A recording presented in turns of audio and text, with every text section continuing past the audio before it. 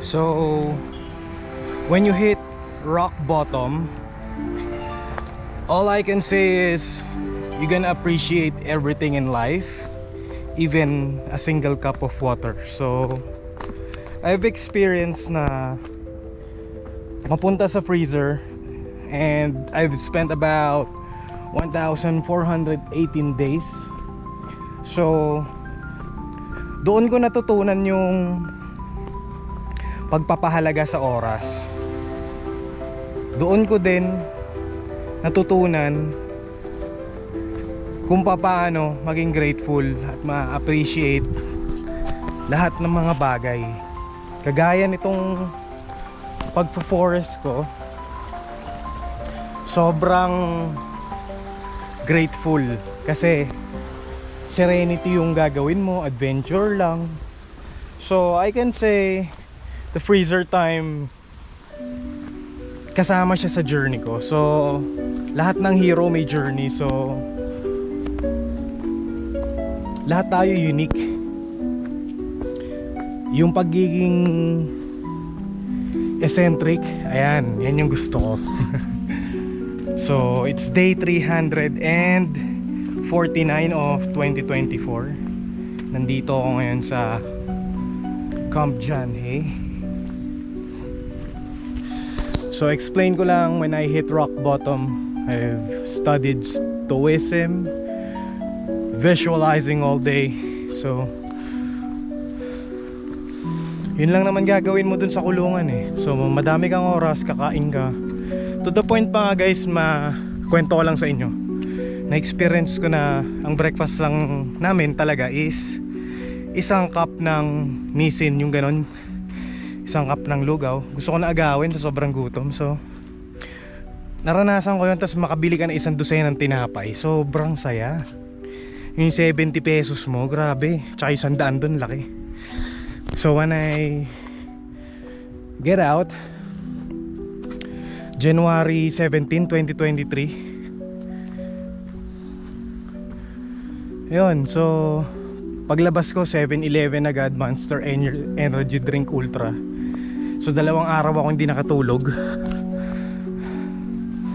Nag-download ako about 2 terabytes ng data, movie, music. So nakinig ako sa UK Top 40, A State of Trance by Armin van Buuren. So DJ Chesto. So yun. So pagdating naman sa mga favorite reggae bands, so Cottonmouth Kings and what else? Soulja, Wiz Khalifa, Matis Yahoo, Tribal Seeds, Revolution. And right now yung si Sativa at saka si Sativa Indican, lupit. Yan. Shout out nga pala sa Pamilyari Entertainment, Fire TV. Shout out Eclipse. Shout out Nate Kyler at sa lahat ng G-Mansion boys. So take 2 mamaya. Yeah, what up? It's day 349 of 2024 and I'm here in the forest in Camp John Hay. As you can see, the beautiful forest. So this is the perfect time to record. So good morning mga ka-ultra. Ako nga pala ulit si Vince Ultra, ang inyong friendly motovlogger, cosmic adventurer slash multiverse ambassador. So for this morning, I think magpapasalamat ako unang-una sa Panginoon and to the universe, to the multiverse, at sa lahat ng mga taong tumulong sa akin. So thank you Lord that wala na ako sa freezer. Kasi way back 2023 mga ka-ultra, I was in deep life reboot. So yun yung araw ng pagkalaya ko. January 17, 2023, lumaya ako sa San Pedro, Laguna City Jail, and I've spent about 1,418 days And dun ko na-develop lahat ng mga algorithm ko sa mga notebook. So after a lot of visualization and skin diseases, I've managed to survive the ultimate supreme ordeal for my journey. So ngayong 2024 at matatapos na ang 2024, ilang araw na lang 2025 na. So I'm wishing for more racetrack days and my official racetrack days. Sana maka-experience naman ng local racetrack. So because I always play racing simulation games, so I'm always in Nürburgring with my Zonda BMW S1000R or M1000. It's all virtual, guys. So kwento ko lang din yung experience ko when I hit rock bottom dun sa jail. So 1,418 days, hindi siya biro. So you gotta do it like this.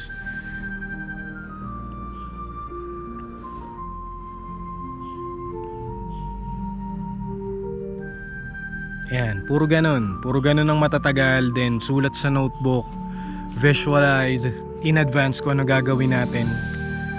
Ayun, so sa dami ng notebook na pinauwi ko, I can say nabuhay ako dun sa mga padalang pagkain ng mga pamilya ko. Salamat sa inyong lahat, Mami, Daddy, yan sila, mga kapatid ko, mga tito ko sa Amerika, mga tita ko sa California. Salamat lahat sa naniwala. So kaya ako nag-advocate sa medical cannabis. So isa akong advocate ng legalisasyon. So gusto ko siyang malegal at pabor na pabor ako, at salamat at isang pirma na lang. So antayin natin yung update ngayong December. Hopefully meron na yan. So legal na yan, legal na. So sobrang grateful ako dahil wala na ako doon, na gigising na lang ako nito, magvo-vlog ako, magre-record ako, magdo-drone ako, maglalaro ako ng laptop, magmo-motor ako. Then all I have to think about is kung anong business ko, anong pagkain yun. So gusto kong bilhin ng bahay yung anak ko para makuha ko. 10 years old na siya, so last time hindi ko siya nabigyan ng 1.9 pang field trip niya. Gaano kasakit yun, mga daddy, mga tol. So dun sa mga tatay na nakaka-relate sa akin, hindi naman din puro paghihirap lahat eh. Kailangan din natin talaga ng adventures. Kasi ito nga, kaya ako nga pinopromote sa inyo yung time is gold, na don't sell yourself short. Na ako, I'd rather to not have a job but have a purpose in life. So my mission is to elevate and motivate, so we can unlock the full consciousness of everyone, na makita ang tunay nilang potensyal, makita ang kanilang mga tunay na hangarin sa buhay, share ng creative side ang kanilang mga choices sa buhay. So speaking of choices, itong choice na to na pagpunta sa forest at pag-record nitong video na to, isang karangalan para magawa ito. Dahil dati notebook lang, alam mo yung para ka nang di uuwi nung kulungan, kasi paulit-ulit na lang eh, yun na lang gagawin dun eh.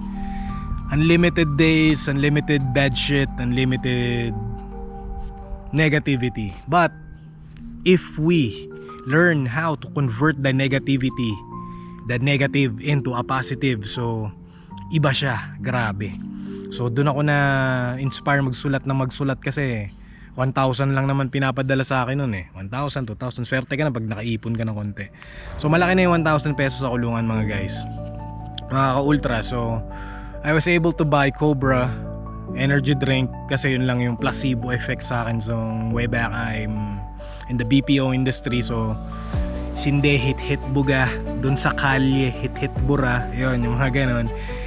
Delete nung mga footage, then repeat, upload, edit, yun lang naman yun eh. Then tulungan natin yung mga people who need of tech support. So yun lang ang trabaho ko dati eh.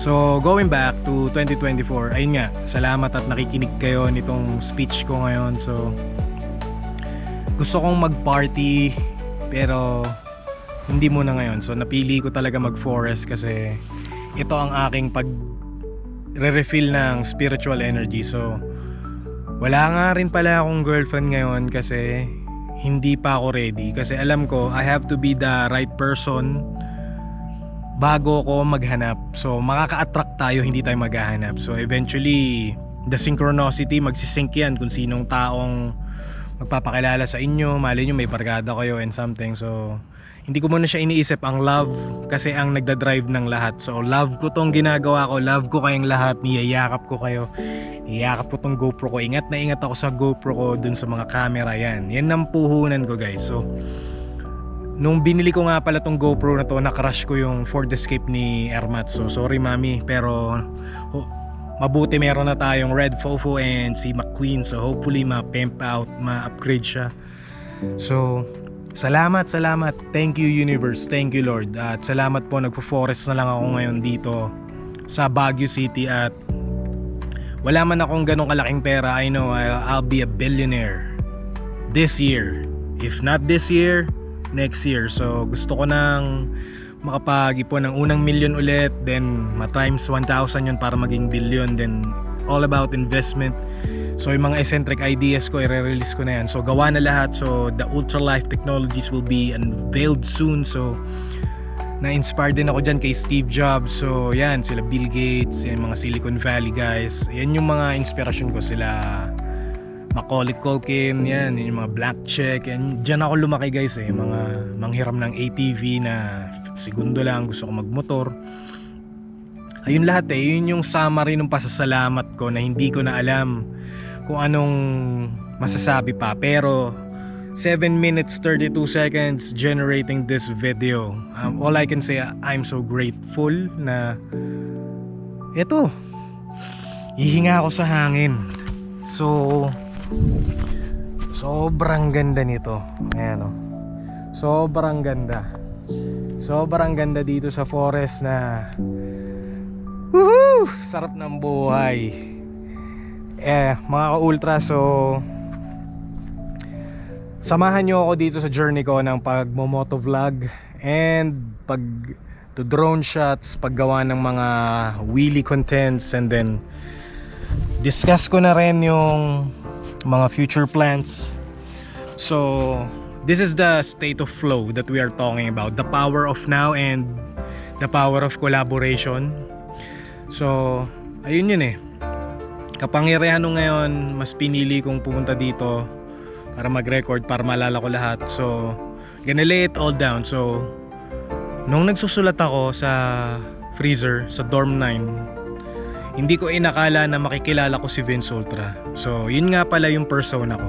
So kalalaro ng Persona 4, Persona 5 sa PS Vita pa ngayon eh, then PC laptop